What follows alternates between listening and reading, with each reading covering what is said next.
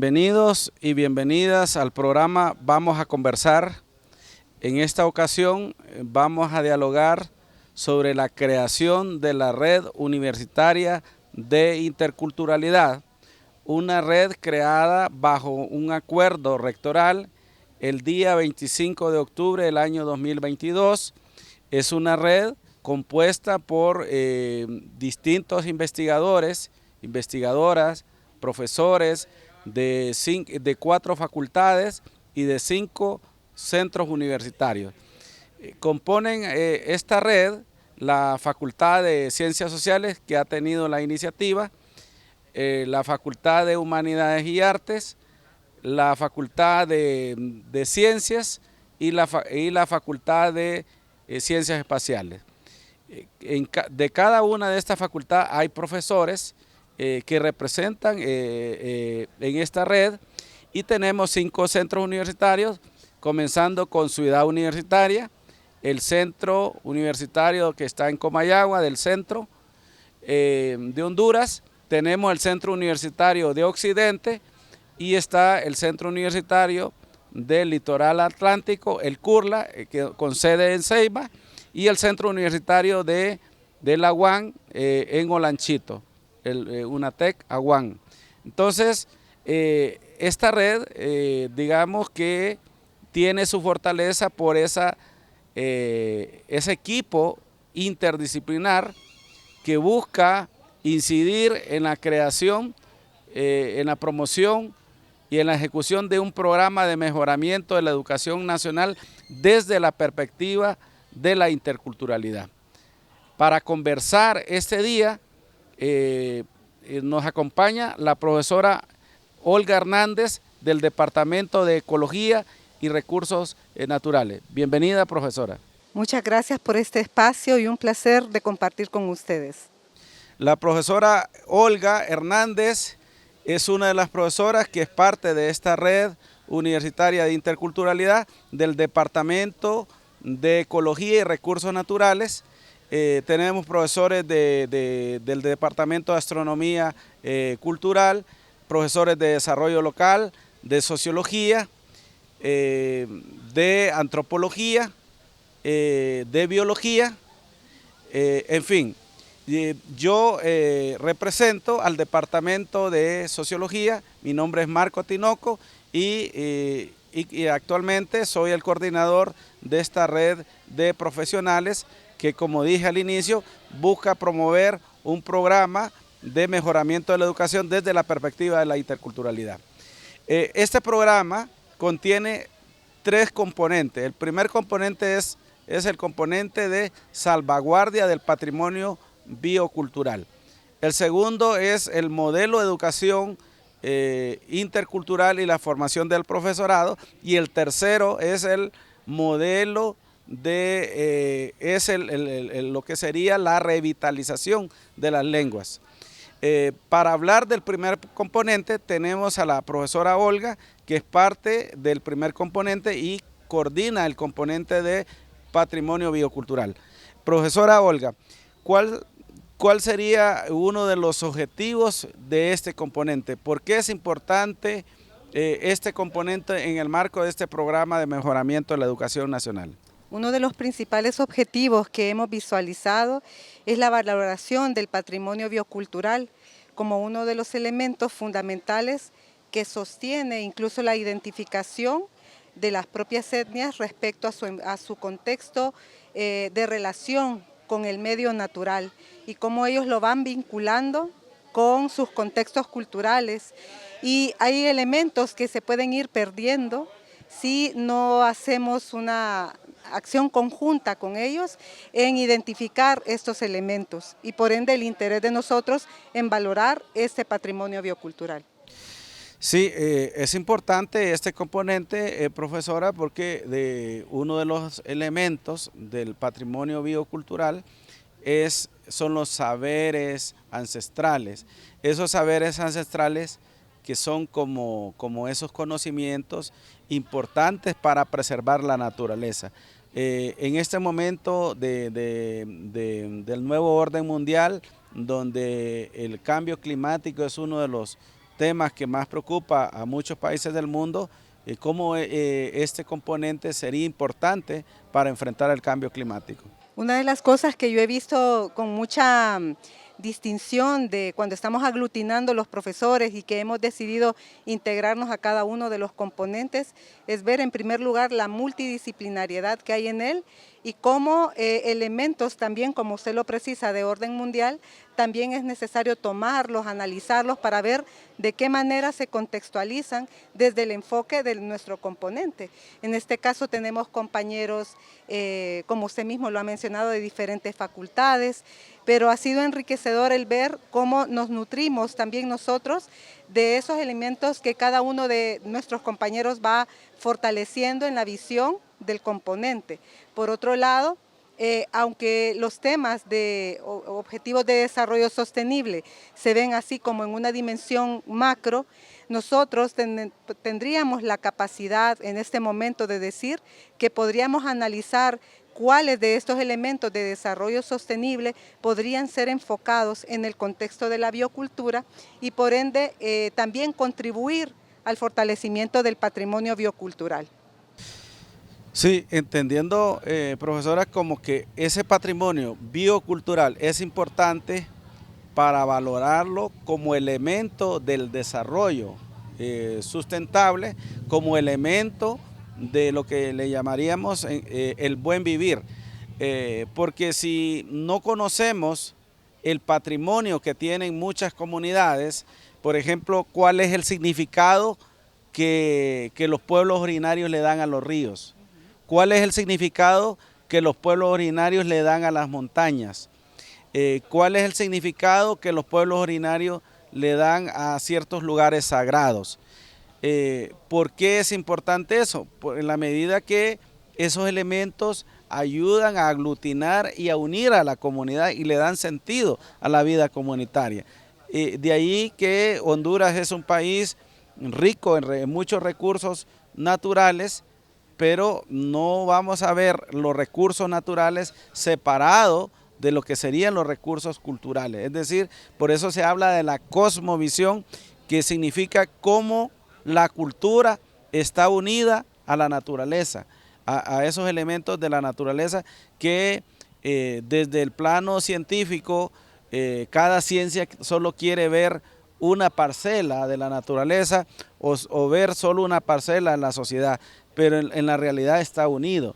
Entonces, ¿cómo mantenemos ese enfoque holístico y ese enfoque interdisciplinar? Ese es uno de los desafíos de esta red universitaria de interculturalidad. Sí, fundamentalmente porque se ha visto al bien natural como un elemento que traducido a la visión y el contexto que mueve la economía de un país al recurso natural. Y se habla mucho de la conexión que hay con el aire y la generación de energía, visto desde un capital en un volumen sobredimensionado que tal vez los pueblos originarios no lo contextualizan. Pero por ejemplo el valor del agua que tiene como un bien natural desde la visión de los pueblos, va más allá de ese valor económico, ¿verdad? Lo enfoca en un contexto en primer lugar territorial que les pertenece a ellos y que históricamente se han conectado en todas las dimensiones por su uso, por el significado que le dan, ¿verdad? Entonces son elementos territoriales que más allá de verlo desde una visión de país, es necesario verlo con una lupa que nos aproxime a la realidad y cultura particular de cada una de los pueblos y conocer entonces no solo ese contexto del valor que reporta el recurso desde la visión económica, sino que también desde ese enfoque que es cultural, pero como pertenece a un recurso, ¿verdad? A un contexto natural, entonces por eso le damos el valor de cada vez más grande la fuerza de vincular lo biológico con el contexto cultural en el enfoque de los bienes naturales. Es decir, que ese patrimonio biocultural tiene un valor espiritual, es decir, esa cosmovisión donde todo está unido con todo, el ser humano se siente unido a la naturaleza. Ese es el sentido de la espiritualidad y la trascendencia, ¿no? pero este patrimonio biocultural no se valora, por lo tanto no se difunde a través de los medios de comunicación, y qué bueno que tengamos el espacio ahora en el canal de la Universidad de UTV para dar a conocer estos temas, de ahí su importancia, pero también la importancia de que el sistema educativo difunda el patrimonio biocultural. De ahí que el segundo componente sea el modelo de educación intercultural y la formación del profesorado. Por ahí hicieron una encuesta donde le preguntaban a los niños, ¿qué sabe usted de la historia de su pueblo originario? La historia de la comunidad. Si el niño no aprende, o la niña no aprende, el joven no aprende la historia de su comunidad, la historia de su pueblo originario, difícilmente va a poder valorar su cultura. De ahí la importancia de saber cómo estamos enseñando la identidad nacional, cómo estamos promoviendo la diversidad cultural. Entonces, en cada uno de estos componentes se va a hacer un diagnóstico para ver la situación del patrimonio biocultural, cuál es la situación de la enseñanza de la interculturalidad. Entendiéndose que la interculturalidad no es solo para los pueblos originarios, porque la cultura de los pueblos originarios lo tiene que conocer toda la sociedad, porque si no, lo que se produce en la sociedad es el rechazo a los pueblos originarios, es el racismo que está implícito en cada sociedad. Entonces, la interculturalidad lo que se define es como el diálogo de culturas, el diálogo de manera horizontal, donde una cultura no se valora encima de otra. Incluso la cultura académica que tiene la universidad, cuando vamos los investigadores a la comunidad, no vamos haciéndonos pasar como que nosotros somos los que sabemos y la comunidad no sabe. Entonces, implicaría, profesora, un cambio también de paradigma de investigación y un cambio de paradigma de trabajo, de la vinculación de la universidad con la sociedad.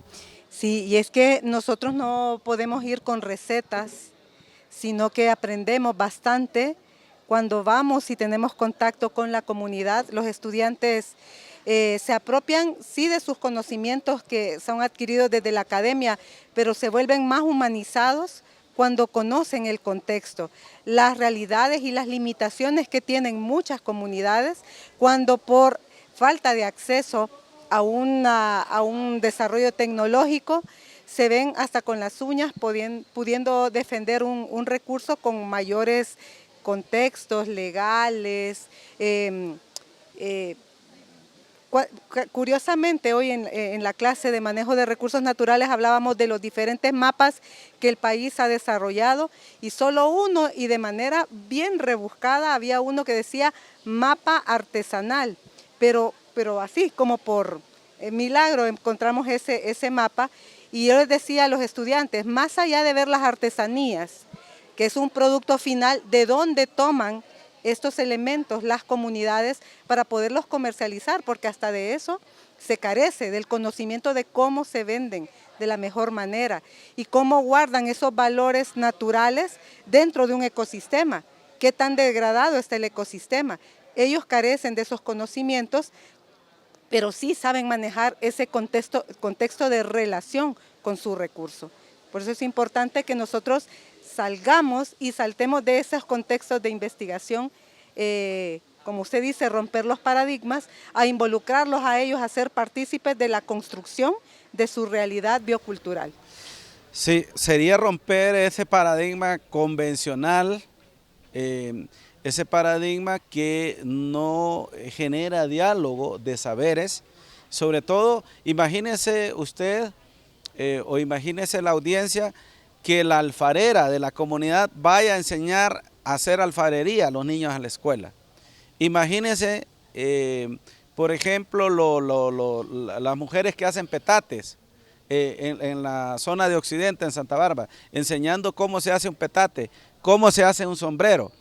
todos esos saberes vendrían a generar motivación en los mismos niños y niñas y generaría identidad, arraigo a su comunidad y a su territorio. Porque como diría Enrique Dussel, el problema del modelo convencional es que educa a un ser huérfano, un ser solitario que no tiene comunidad, no tiene territorio, por lo tanto no tiene naturaleza. Por último, decirles que también no solo está amenazado el territorio y los recursos naturales de los pueblos originarios, de las comunidades, sino que también está amenazada sus lenguas, porque si no se fortalece sus lenguas, si no se revitalizan sus lenguas, entonces estas se ven amenazadas y estaría también en peligro su cultura.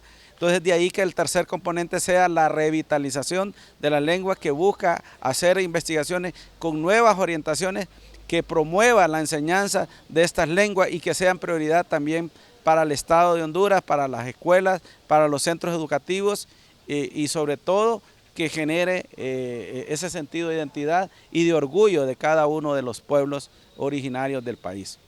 Les damos las gracias a la profesora, a toda la audiencia, al canal de la universidad y nos vamos a una pausa y volveremos enseguida para seguir profundizando en otro momento sobre esta temática que realmente ha motivado alrededor de unos 19 profesores de toda la universidad.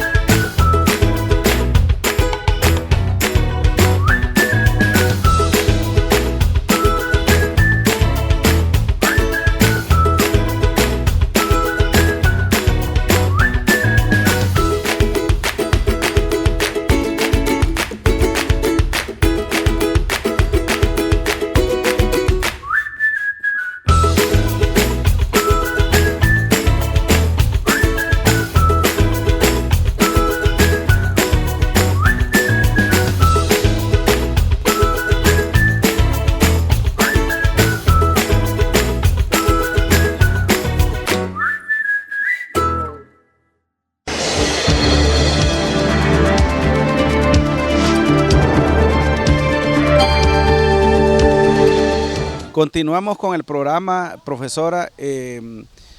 Venimos hablando de los tres componentes del patrimonio, salvaguardia del patrimonio biocultural y el componente de modelo de educación intercultural y formación del profesorado, así como el componente de revitalización de las lenguas.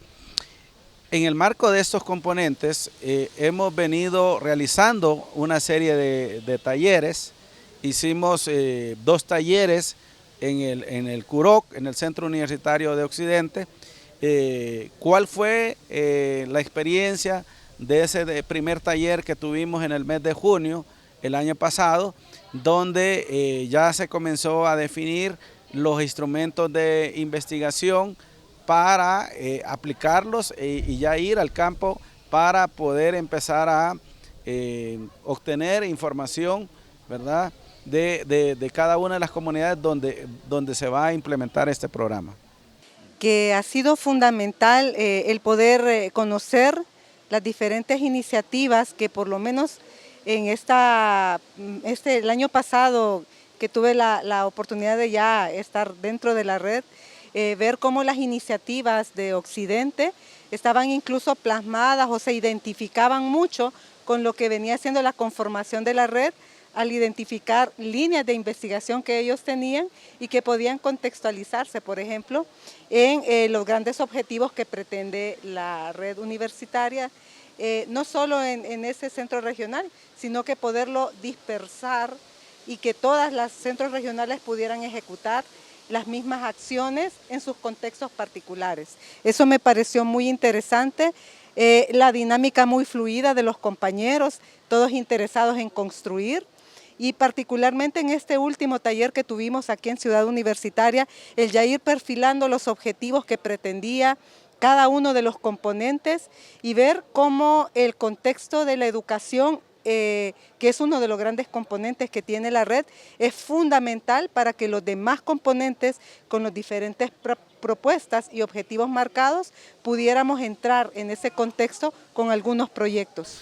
En el mes de junio se trabajó en un taller para elaborar los instrumentos y realizar los diagnósticos en cada uno de los componentes, pero en el mes de julio el segundo taller fue un taller para ir a una comunidad chortí y en esa comunidad chortí pudimos ver la realidad de la educación intercultural, donde los profesores nos decían: nosotros no sabemos si seguir los lineamientos del programa de educación para los pueblos originarios o seguir lo que nos dice la Secretaría de Educación.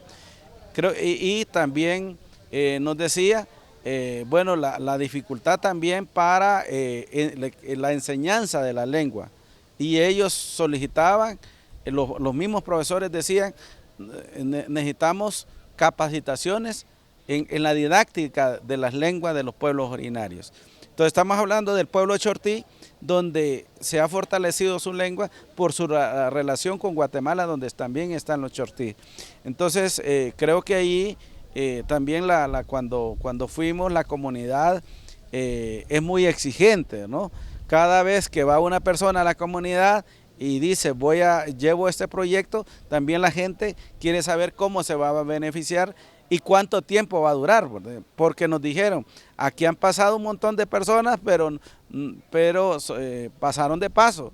Entonces nos preguntaron si nosotros íbamos también con la misma tónica, porque ya la gente está cansada de que le vayan a sacar solo la información y se regresan, ¿no? Y este es el gran reto que tenemos como Universidad Nacional, porque más que ir a recoger información que queda en X informes, no se les hace la devolución a ellos, que podrían ser localmente los tomadores de decisiones de las estrategias de desarrollo contextualizadas en su cultura.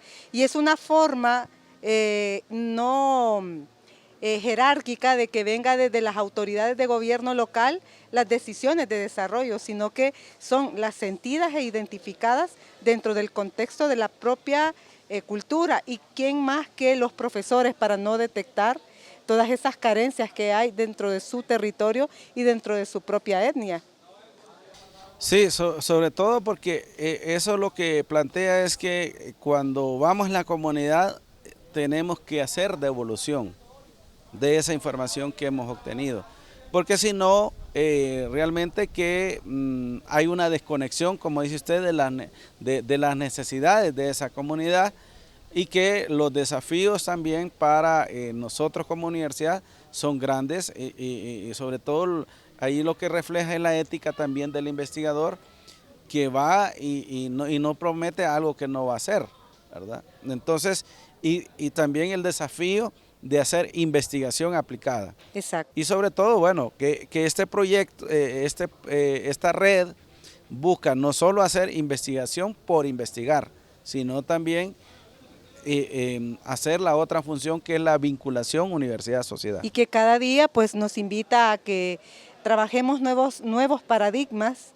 que hablan de investigación, acción participativa, en donde no es el investigador académico que sale de las paredes universitarias el que va a decir qué es lo que se debe hacer, sino que más bien es cómo encontramos la fortaleza de ver cuáles son las necesidades y ver si nuestras teorías, todo lo que le decimos a los estudiantes, está dentro de un contexto real de necesidad de desarrollo en un país. Eso es muy importante. Sí, y sobre todo la construcción de manera colectiva con la comunidad. Por ejemplo, si en este componente de patrimonio biocultural hay que preguntarle a la comunidad si qué patrimonio biocultural quieren ellos que se promueva y cuál no. Entonces, muchas veces hay cierta confianza y requiere también construir esa confianza con la comunidad. Exacto, fundamentalmente. Porque nosotros hablamos fácilmente de diálogo de saberes. Si eso fuera tan fácil ya se hubiera hecho, ¿sí? Pero ese diálogo de saberes no se realiza de la noche a la mañana. Significa, bueno, los antropólogos tienen mayor experiencia con su método etnográfico, que van a vivir un año a la comunidad, van muchos meses a vivir en la comunidad, logran obtener esa confianza importante para ese diálogo y sobre todo en este momento que nosotros vamos a conocer el patrimonio biocultural, la situación, cuáles son sus potencialidades y sus limitaciones, pero también a construir alternativas. ¿Cuáles son las alternativas para preservar, para salvaguardar, proteger ese patrimonio biocultural?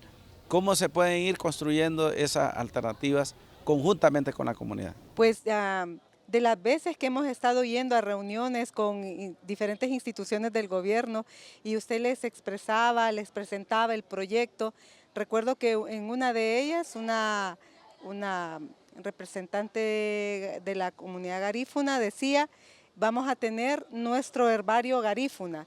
O sea, hay veces que ya las iniciativas ya están identificadas dentro de la comunidad y solo falta como un poco desarrollarlas y conocerlas para saber cómo la academia se puede insertar en esos contextos. Habrán otros grupos que no saben ni para dónde comenzar, por dónde, o sea, y es ahí en donde nosotros deberíamos de hacer ese diálogo conjunto de construcción colectiva, y por eso es que es esto de la red que involucra desde la academia diferentes docentes con diferentes conocimientos, nos hace ver cómo nos podemos, como en un engranaje, ajustar perfectamente para poder ir a una comunidad, pero también apegarnos a los intereses de desarrollo que ellos pretendan, que son importantes porque al final usted me habla de biocultura, pero al final también estamos conectados con la lingüística, por ejemplo, porque cómo se llaman a cada uno de los elementos naturales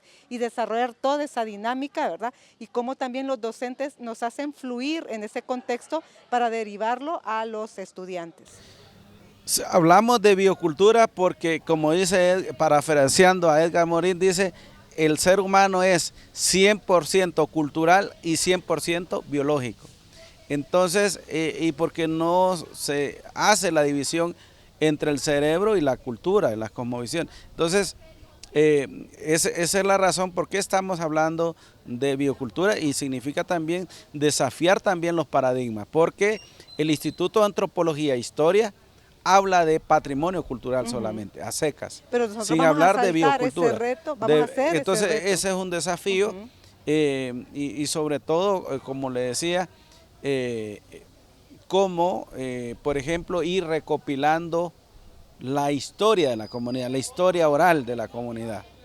Esa historia que es poco tangible, porque lo que se vende es lo material, las estelas mayas, pero esas culturas se han valorado más, pero no se han valorizado las otras culturas donde tienen más patrimonio, digamos, aquello que no lo vemos, ¿verdad?, a simple vista. Es toda esa memoria oral tan importante preservarla, y sobre todo los valores. Por ejemplo, aquí es muy difícil separar el mundo campesino del mundo indígena. Porque si hablamos de los lencas, yo vengo de una comunidad lenca donde mi papá siembra la tierra y todavía siembra con los ciclos lunares. Entonces es una cosmovisión lenca, y ahí hay una espiritualidad, ¿verdad? Porque la agricultura está conectada a una cosmovisión, a una espiritualidad.